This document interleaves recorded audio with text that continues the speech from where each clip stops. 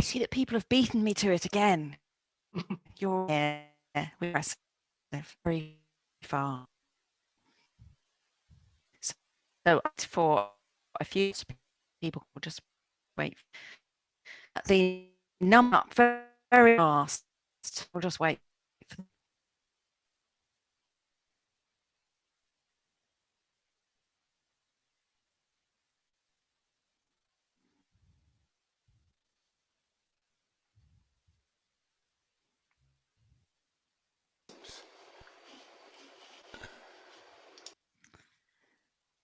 So there are just, yes, I think people I think are in now. We're turning off my video to make my sound better. I was optimistic that it might all work beautifully once the school day had ended, but maybe people are gaming instead now. Who knows? Anyway, you don't need to see me, so it doesn't really matter, because we now have our other keynote. I've been really looking forward to this. I really like the title, such a good title for a talk. Better to ask forgiveness than to seek permission. Reflections on navigating a career in occupational psychology. This is our second keynote, of course, and it is from Professor Fiona Patterson, who is a leading expert in assessment, selection, and innovation in organizations. She is founding director of the Work Psychology Group, which is a research-led consulting practice located in the UK and in Australia. And she does so many different things, which seems from today to be very common amongst occupational psychologists. So I've just picked a couple more things to highlight. She's visiting professor at the University of London and the University of Nottingham. And she's also co-editor of the international textbook Work Psychology, which some of you might well be familiar with. Now, Fiona is here with us so that we can have a good long Q&A session at the end, but she has videoed her talk for us first, in which she will share tales of success with a few mistakes along the way. But as I said, do put your questions into the Q&A, because she will be here for that afterwards. But let's have a look at Fiona's video. Well, hello everyone. I'm absolutely delighted to be invited to speak with you all today, and I'm very glad you can join me. And also a very special and warm welcome to those of you who've joined us from the University of Ghana. So in my talk, I've been asked to personally reflect on my career path and choices en route, and to share some of my learning. And the first thing I should say is I'm absolutely still learning. And as the last speaker today, I was also encouraged to be as upbeat and as positive and as optimistic as possible about the future. And given the pandemic, Brexit, and the global recession, I'm sure you'd agree this is something of a challenge. However, having reflected on it all, I do genuinely feel positive about careers in OP and for the future. And I want to offer some of my thoughts on where some opportunities might lie for you, suggest how to prepare yourself en route, and how to navigate some of the challenges you might face. So I should also say, please bear in mind there are no right answers. This is very much my own personal reflections, and there'll be plenty of time for discussion. So my talk recorded will last for approximately 35 minutes, and then I'm hoping to join you live for questions, comments, and further discussion. So in terms of overview, I'm going to start by introducing myself and really just talk about where I am now and how I started my journey and how did I get to be an OP. Then I'll turn to my career path in terms of some of the choices I've made and what I've learned en route. And I'm going to focus mainly on my early career journey, given the theme of the conference today. And third, I want to offer some thoughts on why I do feel genuinely very positive about OP careers for the future. I'll close with some final remarks and reflections, and then we can get into further discussion. I would encourage you also to try and use the web chat throughout my presentation, and we can pick up some of those comments in the Q&A. So by way of introduction, I want to tell you about what I'm doing now, and this animation will give you a flavour of what I do at Work Psychology Group.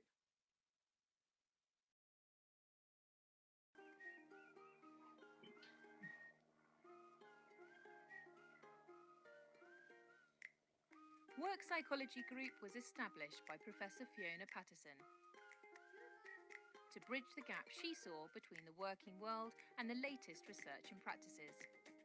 Dr. Maura Curran was the first to jump on board, and the pair set off on a crusade to turn traditional thinking on its head. Through a robust selection process, they found a team of wonderfully different thinkers who work internationally together. At WPG, we like to keep our minds nimble, fresh and current. We never stop learning. We lecture at universities, publish research, speak at international conferences, and participate in a wide range of business networks, which benefits our work and our clients. Who do we work with? In short, we collaborate with organisations of all shapes and sizes to help improve performance, communication, job satisfaction and fairness. We've helped doctors enhance people skills, the law sector enhance diversity, and financial services enhance values. So how do we work? Organisations come to us for a fresh approach, having tried other avenues. With our thinking differently caps on, we design and deliver a bespoke solution that will positively impact productivity, success, and overall well-being. Work Psychology Group. We're here to think differently for you. So, as you've seen, Work Psychology Group's brand is about being research-led, evidence-based, and very much client-centred in our approach to consulting. We work internationally, dealing, for example, with high-stakes professions like medicine, law and finance, amongst many others. So I'll start on my career journey. So how did I get here? Well, this feels like an awfully long time ago. It is. I was thinking back to when I started, I was doing my A-levels and why I got interested in psychology. And I went to a taster weekend on psychology at Loughborough University, which was local to my school. And I loved every minute. I thought it was just really exciting. And I knew immediately that's what I wanted to study. You know, what could be more interesting than thinking about how the brain works and what drives people's behaviour. So on return home, I spoke to my parents and said, look, I'm really interested in studying psychology at university. And their reaction, which I probably didn't expect, was, well, okay, that sounds interesting, but you know, I'm a bit worried that you may never get a job. I've done well at maths and economics, so why wasn't I interested in banking, for example? So in bringing this issue to light, my little brother, who's an engineer, continues to delight in telling me this joke. You may have heard it before. So at university, he says, an engineer is trained to say, how do you calculate that? A doctor is trained to say, how can we cure that? A psychologist is trained to say, would you like fries with that? And I can hear your groans, and yes, it is very cheeky, but clearly OP has so much to offer now and in the future, and I want to offer some thoughts on why that's the case. So how did I get to be an OP? Well, when studying psychology at university, I gained work experience in various ways, mostly doing waitressing, bar work, shelf stacking, which was tough. And looking back, it was actually very valuable work experience dealing with the general public and also understanding the demands of hourly paid shift work. So rolling the clock forward several years and having chosen OP and completed my master's, I was thinking about doing a PhD because I'd really enjoyed my studies. But on reflection, I decided I really wanted to get out into the world of work. I wanted to be a practitioner OP. And I was really excited how OP could have an impact on people's daily working lives. Now, you'll see from the dates, at that time, it was the early 1990s. And like today, the UK was in a major recession. Unemployment was running very high and similar, perhaps worse, to what it looks like today. There was massive competition for any job and very few in OP. And given there weren't really any OP jobs available, I decided my best bet was to explore opportunities in HR as a first step to get some relevant experience under my belt. There were more job opportunities in HR, and although this wasn't really what I wanted to do, I thought it would give me a really good broad base experience dealing with people issues in organisations to help build my CV for when OP jobs did become available. So I applied for several HR graduate jobs and was lucky enough to get my first job at Ford Motor Company. So Ford's a large, is and was a large corporation and offered many different avenues to develop new skills. I'd done my research, and as it happened, I found out there were a range, or a very small number, I should say, of practicing organisational psychologists in the company, although they were working in different pockets of the organisation. So as soon as I started at Ford, I tracked each of them down and went to talk to them to tell them about my interests in OP and to see whether there might be any future opportunities. And I suppose my initial learning here was it was really important to demonstrate commitment and enthusiasm for being an OP. And of course, jobs don't come to you, you absolutely have to seek them out. Anyway, after 6 months at Ford, I'd worked really hard and was delighted when I was asked to join a newly formed OP team in the organisation, which for me was an absolute result. I was delighted. So my first reflection here is it's so important in whatever organisation you're working in to build a wide and diverse network. And this is a key ingredient to generating career opportunities. And practically, what does that mean for you if you're not currently working, you're still doing your masters? You know, what if you're just starting out? Well, my advice for those of you just starting out would be start with your peers who you're doing your masters with. They're a great group to network with. They'll know what's going on, what opportunities might be out there, and what people have learned. So my advice is make sure you network with your peers. Also, look for a mentor, possibly, ideally, more than one. And that might sound difficult early on, but I think you'll be genuinely surprised about how many senior people will be willing to share their time and experiences and learning to help guide your career. And of course, they don't need to be OPs. In fact, most of my mentors haven't been.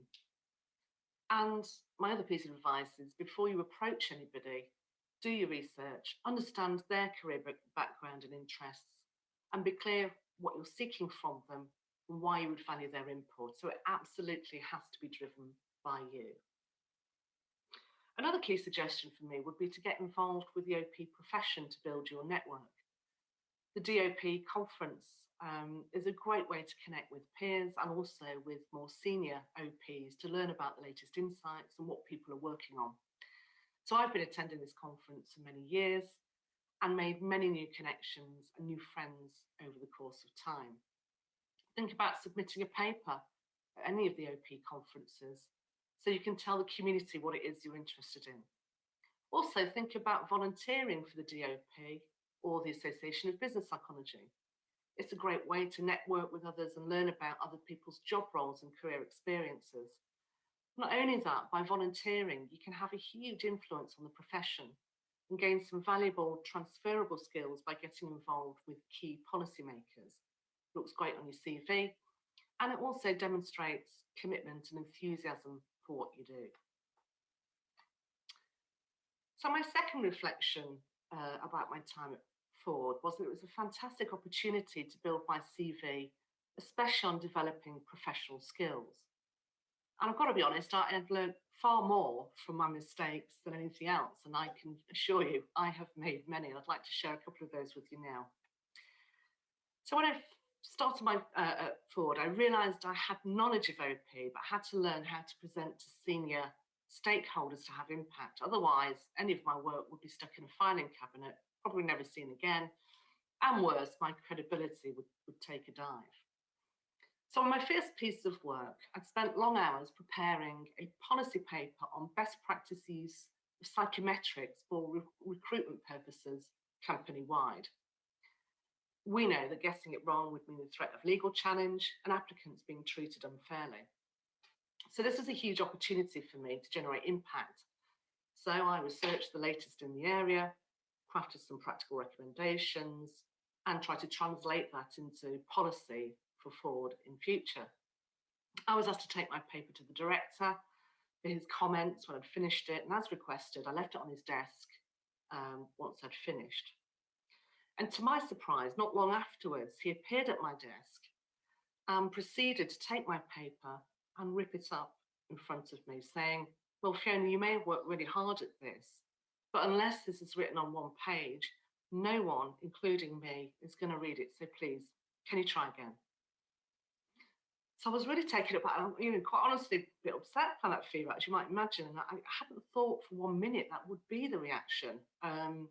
So I asked others for feedback, and I quickly realised, well, directors are busy people, so they wanted me to do the thinking, to communicate key messages in a way that other people can understand in order to have impact. So I set about redrafting the paper. I learned how tough it was to get key messages across in a very short space of words, and to do that based on the latest research evidence. I'm pleased to say that in the end it did go well, and I managed to launch the new policy paper company-wide by consulting others at every step and getting as much feedback as I could en route. Some of the feedback was really tough to hear, but I'm pleased to say the outcome and impact was huge, and a great source of personal satisfaction for me. And reflecting on this experience, I should have asked about people's expectations at the outset, rather than thinking I was going to dazzle everybody about my knowledge and understanding about psychometrics. So unless you can translate all of that knowledge into key messages that are practical, that people can understand, no one's going to be interested. And I was using words like psychometric tests and assumed that people knew what that meant, which of course very few people did. So I think it's really about these experiences taught me to be a big supporter of client-centered consulting. And in my view, OPs who pitch themselves as experts rarely have true impact for themselves or for organisational policy. So not long after that experience, I was given another huge opportunity. And this time I was asked to present at the annual wage negotiations between the company and the trade unions. This was always high stakes, high profile stuff. And I was asked to present on the strategy of reaching agreement in the negotiations. Again, I'd worked hard to prepare the materials. I'd asked for feedback en route. And bearing in mind, there was no such thing as PowerPoint at this point in doing a presentation. So I was relying on an overhead projector, acetate slides with handwritten notes. And on the day of the presentation, I stood up and, keen to impress, I presented my first slide, as you can see there. The title of my slide was The Importance of Functional Representation in Negotiations. And as I started, I wondered why there are actually a few giggles going around the room and people looking at everybody. So I turned to look at my first slide and quickly realised I had missed the first N out of functional representation. That wasn't good, and I quickly realised my mistake and apologised and hoped it wouldn't distract from the key messages I was trying to get across, and carried on. And I realised, looking back, this is a huge risk to my credibility. And when I asked for feedback later, I was told the best thing I did was acknowledge my mistake and hope that this wouldn't distract. I learned that you can have all the best ideas in the world, but your credibility and professionalism relies on getting things right first time. And possibly more than that, demonstrating for me humility is a massive asset, especially when considering your own leadership skills now and in the future. So rolling the clock forward at my time in Ford. At that time, Ford were facing really stiff competition from the Japanese. And Ford can only really compete by focusing on creativity and innovation. And I became so interested in the topic, this became the subject of my part-time PhD, which I studied at Nottingham University, and I was delighted to be sponsored by Ford. And incidentally, when the directors found out I was studying creativity and engineers, it became a bit of a running joke. And every day, someone would ask me if I'd found a creative engineer yet in the many thousands that Ford employed at that time. And my research was driven out of a very practical need, and I used the outputs of my PhD to develop a psychometric tool, which I'm pleased to say is still used by practitioners today. At the same time in my time with Ford, I actively sought out opportunities to gain work experience in a breadth of areas, and I was able to gain my chartership, which looking back was a great choice as it built my professional skills yet further, and indeed opened up other several job opportunities. So having gained some really valuable work experience, I moved from Ford into my second job at Boots as an OP. I thought it a great opportunity to learn about another sector because I'd learned a lot about manufacturing in Ford.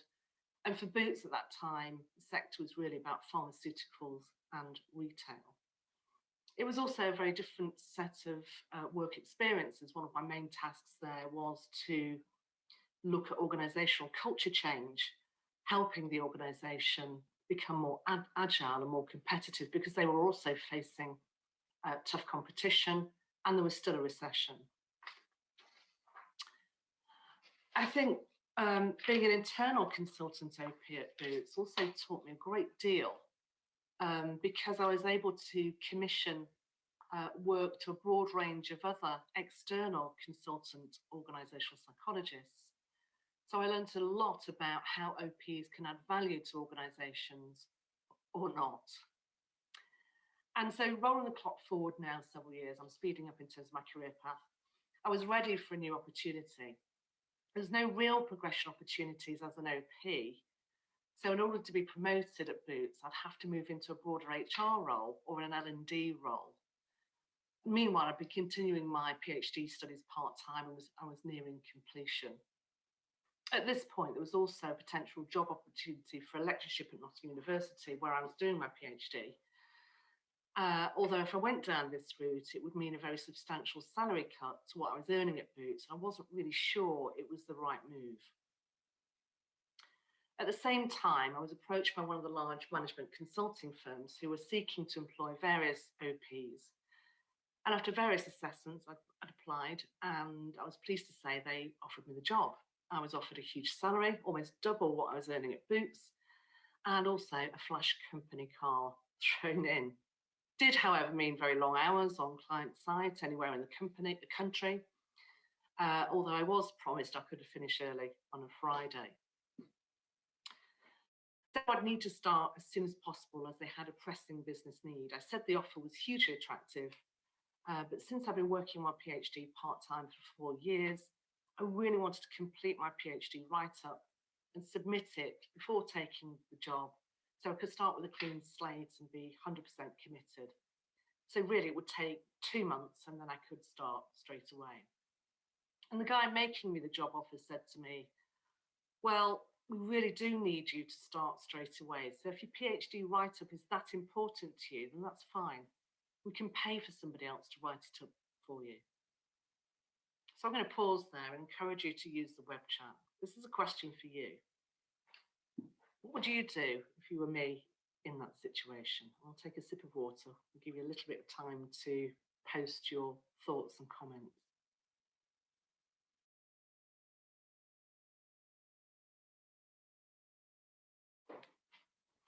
Well, for me, it was a no-brainer. Even though the financial package was huge, I felt deeply uncomfortable with someone telling me they could pay for someone to write up my PhD. So more than anything, I really wasn't sure that I'd be happy working in a culture like that. In any case, I was increasingly clear I wanted to be a practicing OP, and moving into a broader consulting role, or indeed a broader L&D role in Boots, really wasn't for me. So in the end, I decided to take a salary cut and took the lectureship at Nottingham University, which looking back really wasn't the safe option because moving from a practitioner to an academic role felt a little like starting again. I mean, that said, I had developed a range of professional skills which really did help me navigate the move. So in terms of my third reflection, careers really are a long game.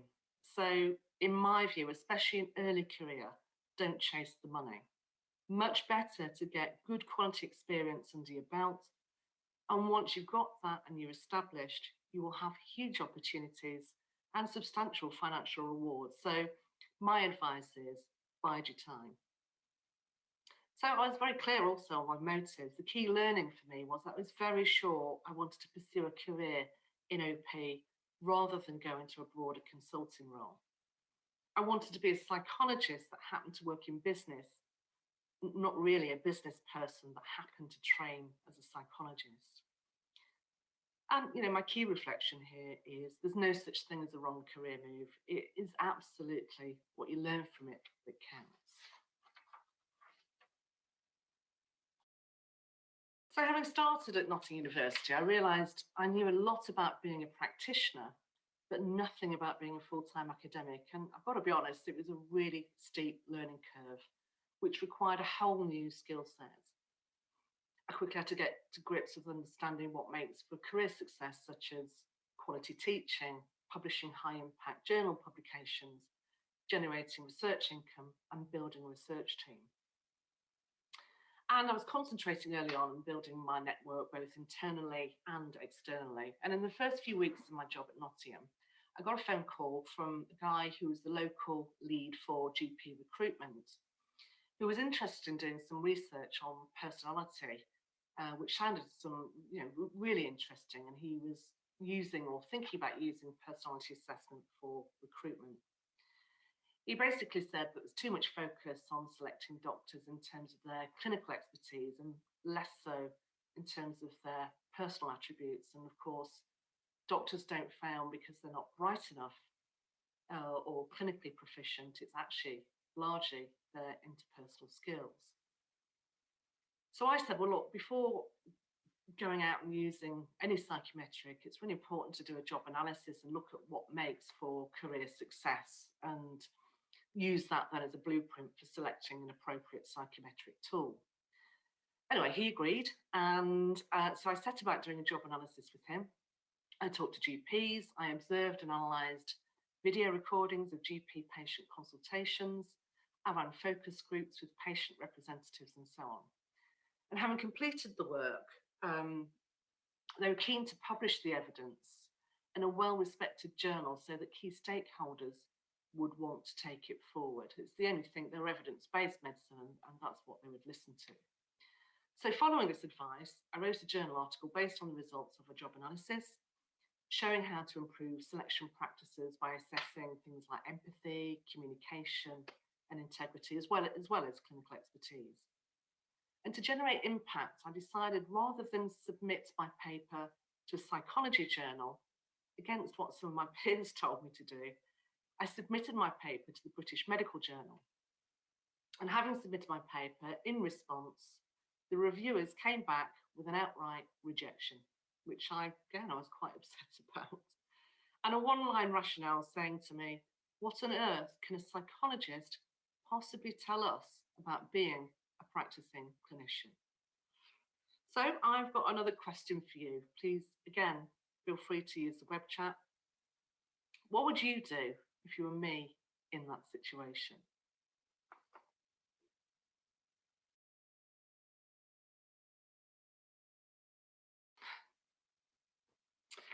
Well, if anything, for me, this galvanised my approach. I revised the paper for a GP audience and submitted it to publication for the British Journal of General Practice, as I thought that's where it would have most impact.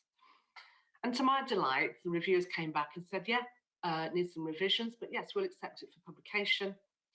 And I've got to say, looking back now, that paper had huge impact in how doctors are selected and now trained.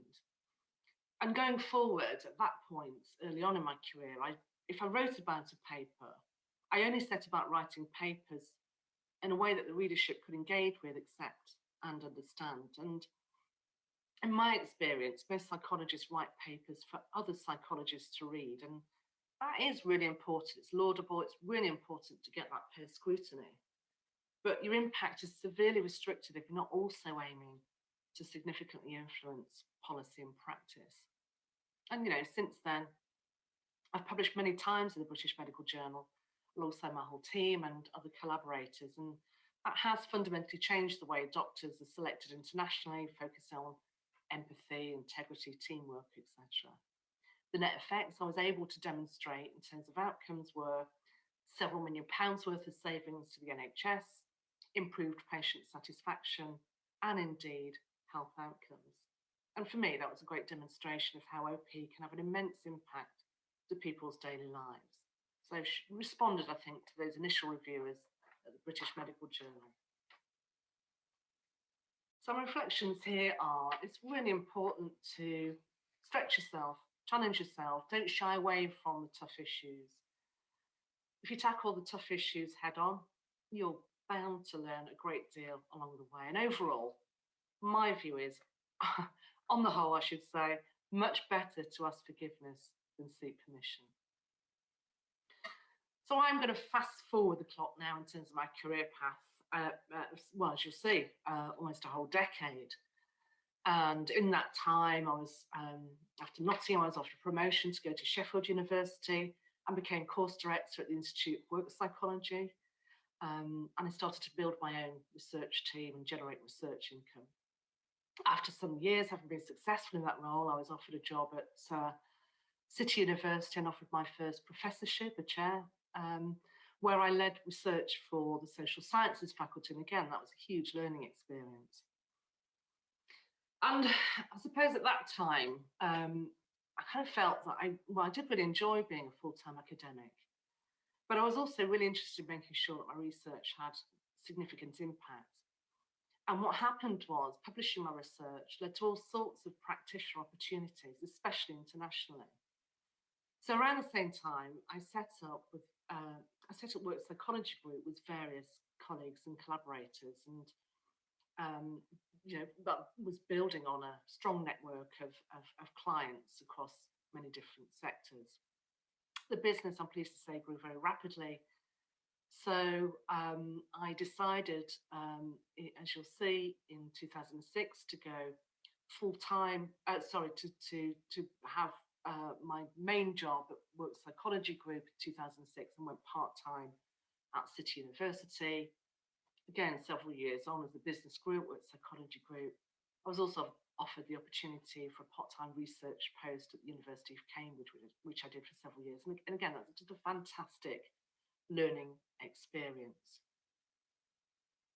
And I realise I'm getting very old because I can't fit the rest of my career path, given that we are in 2021 on one page anymore, so that you can see it. But just in summary, I went full-time at Work Psychology Group in 2017, but have maintained visiting roles as an academic at City, Nottingham and Cambridge over this time, and I still supervise PhD students. I really enjoy the challenge of working with students, keeps me fresh and offers lots of new learning and insights. So back to present day. I want to offer now, as I said at the beginning, why I think pursuing a career in OP is enormously rewarding in my closing remarks, but just start thinking about the future and where some of the opportunities might lie, and given the current landscape, where we find ourselves and what that means for what OPs might be able to offer us. It's a very short animation I'm going to show you to look at some ideas around future opportunities. The future? Good question. The world is always changing, and this impacts the way we work. So, what are the key skills we will need as individuals and organisations to meet the challenges in store? First up, thriving on change. We are all creatures of habit, but complacency will have no place in the future. The speed of change will increase over time, and we will need to embrace that with open arms. We'll then be nimble and flexible enough to grasp opportunities to grow and innovate. Next, awareness and collaboration. Look in the mirror. Who do you see? In order to be open and respectful for a more diverse and inclusive workplace, we will need to increase awareness of ourselves and those around us. Acknowledging that people perceive the world differently and harnessing each other's skill sets will improve interactions and lead to a more successful organisation. Lastly, critical thinking and creativity. Computers might be able to do things 1,000 times faster than us, but they're a long way from being human. We will still need to come up with new ideas to solve complex problems, which means adapting the way we have traditionally thought to reach that next level. The future will have no place for egos. or technophobes. Thinking differently will be the key to success.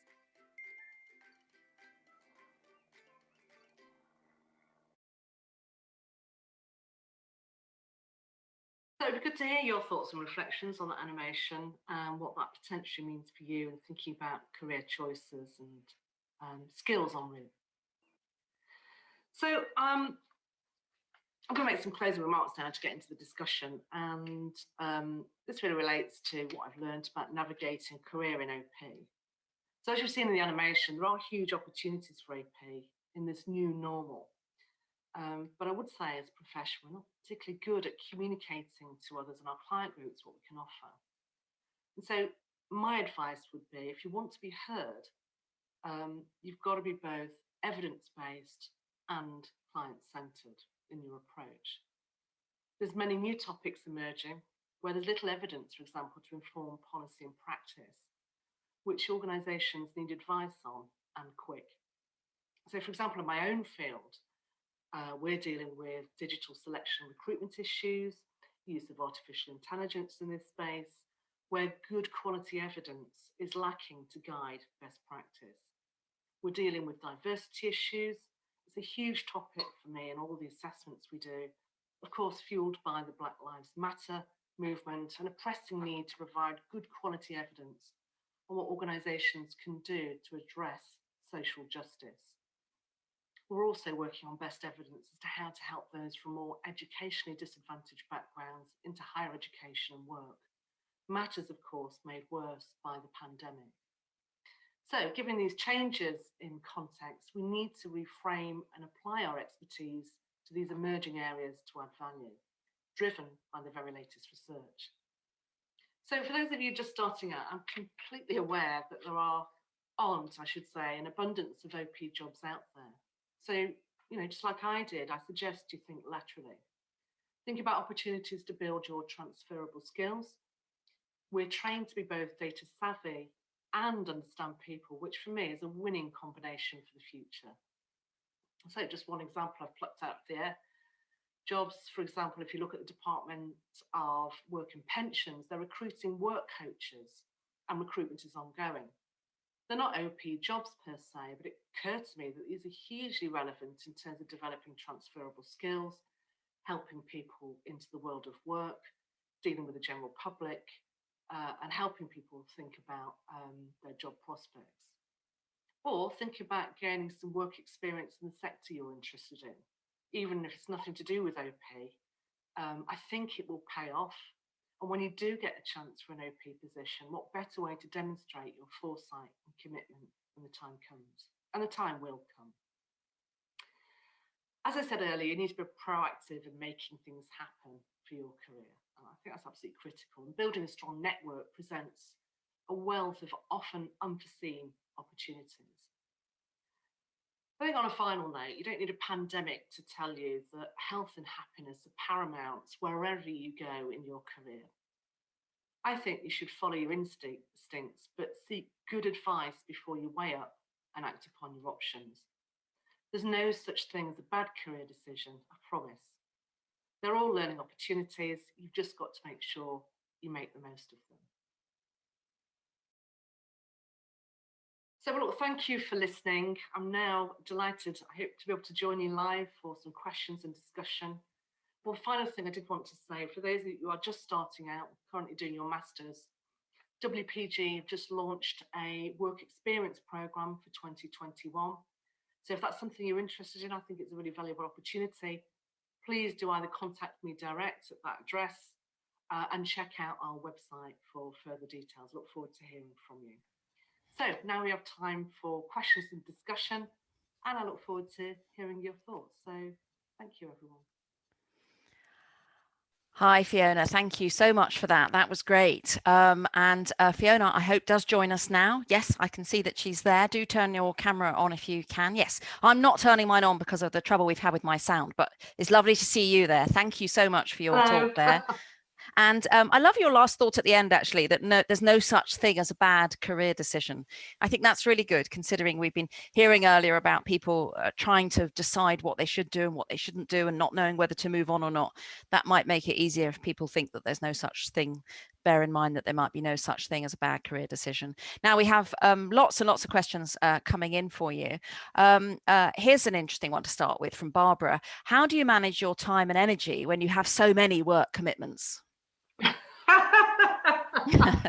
Yeah, good question. Probably not the best time to ask me during a lockdown, but yeah, I think it is about well, I suppose it sounds like I've got a lot of work commitments, and I do. I just think the transferable skills translate into both of all of the activities I do. So a lot of people, you can see from my career path, I've done work as a full-time academic and also full-time practitioner. I've been an internal consultant. I've done external consultancy, but for me, every day is pretty much the same. I'm drawing on both the same resources to do the same things, partly because Work Psychology Group, I guess, which is my primary job at the moment, is research-led. So I spend a lot of my time in the business writing research publications, and that creates time and space, my connections with the academic world. So it all kind of blends into one, and I do get sleep. That's good to hear, because here's one that's related to that, really, from Kajal, and one that's very topical at the moment. Organizations are increasingly focusing on employee well-being. How do you think that we as OPs can add value in this area? Well, I mean, to be honest, there's probably people that are better to speak to that. There's clearly a lot of experts out there, and Rachel earlier today, it's her main sort of research area.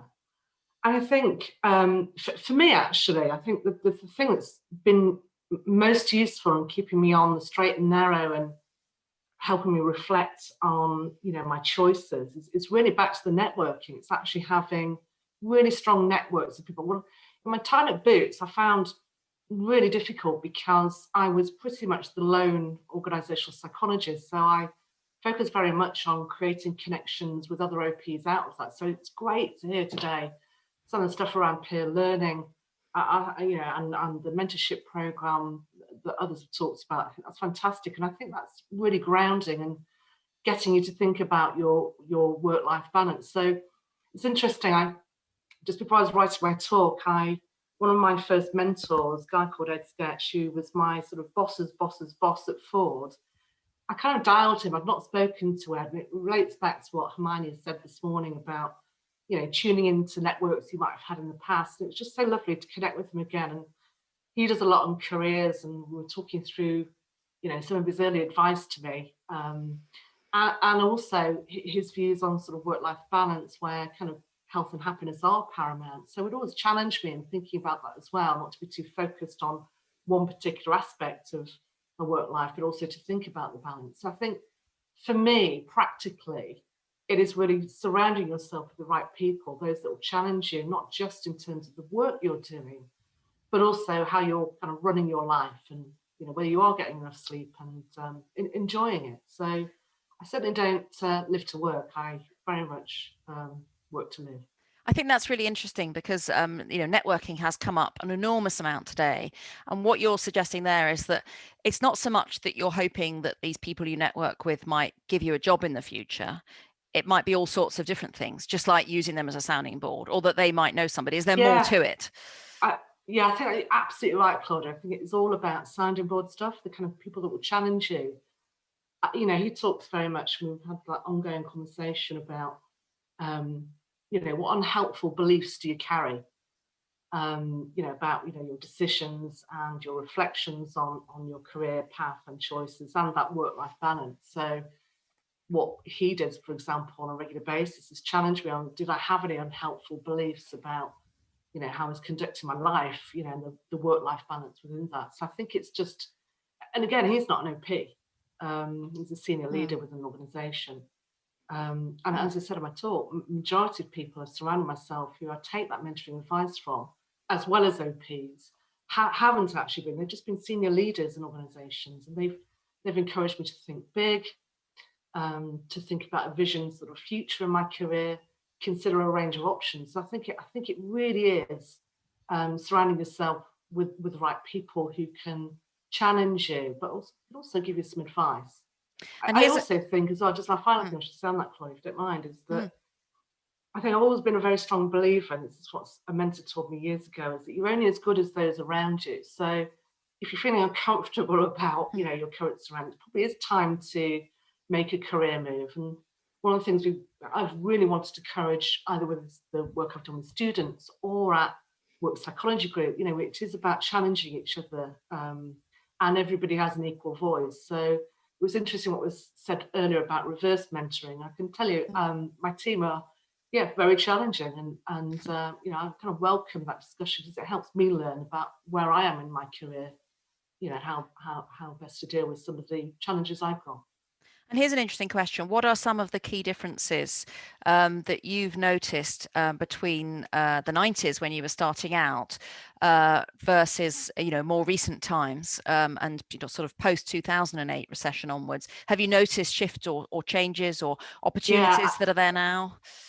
Well, in terms of opportunity, I think the issue here is that it's been just such a shock, the speed of change. You know, in terms of what I really feel for is people just trying to start out, those students, because the promise, if you like, when you're embarking on your masters or early on, that's just almost like it's been the carpet has been sort of, the rug has been pulled away.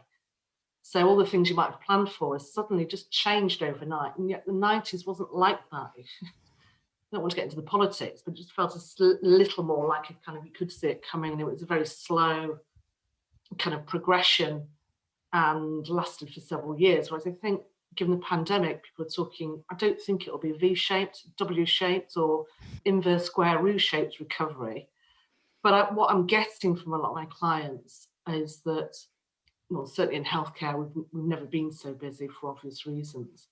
But the clients who work within the corporate sector have kind of paused. And I think you'll see some data on this, that they spent a lot of their time sort of restructuring, taking time out, thinking about where next. And I think you see that in lots of the data from a variety of agencies. So I'm really confident that's going to come back, but it's going to come back slower than when we went into this. So I think it's, like I say, taking the opportunities that are out there. And, you know, my example, I think Nancy Doyle said it earlier today, was around for, you know, the Department of Work and Pensions, the work coaches. They've got a large program of opportunities there. So I think it's getting advice, thinking through ways in which you can build your transferable skills. And when the OP jobs come, and they absolutely will come back, the world needs OP, perhaps now more than ever. Will it be hard, making sure though? you're prepared. Yeah, will it be hard, though, to convince businesses or other organizations that having OPs isn't just a luxury for the good times, and that in fact it could be even more important in the bad times?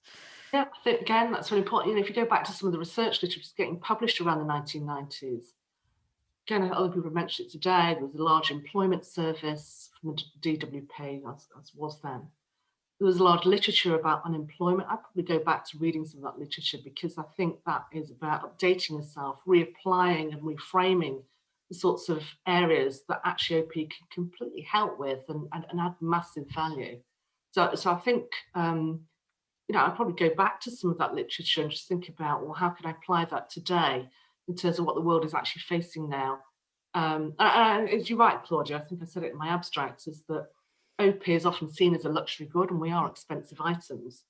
So I think the other piece of advice is thinking through, like I say, focus on being client-centered, working out what it is our client groups actually need now, and then looking at the evidence, helping them understand that to develop sort of, you know, and translate that into workable solutions to understand the challenges they've got.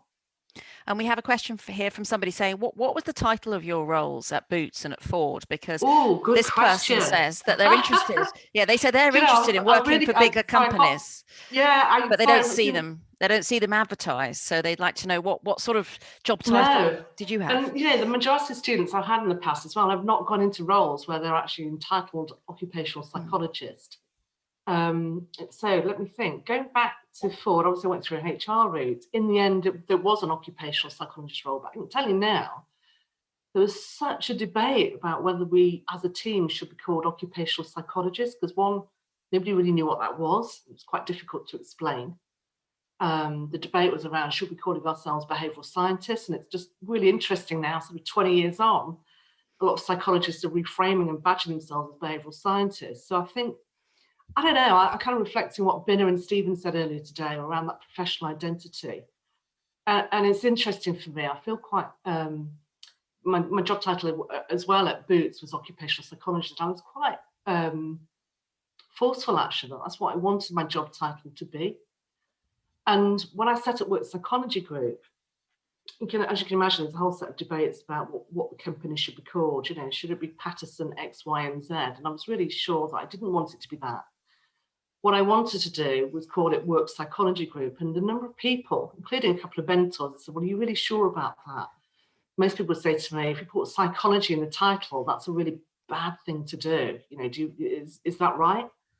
And again, it just kind of galvanized. I thought, well, that's what I am. That's my identity. So yeah, Work Psychology Group. And now here's an interesting question. A lot of the advice today has been about networking. Do you think networking limits opportunity to extroverts?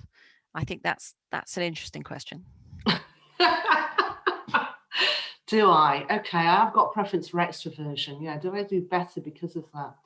And if networking is so central, then isn't that going to be difficult for the introverts?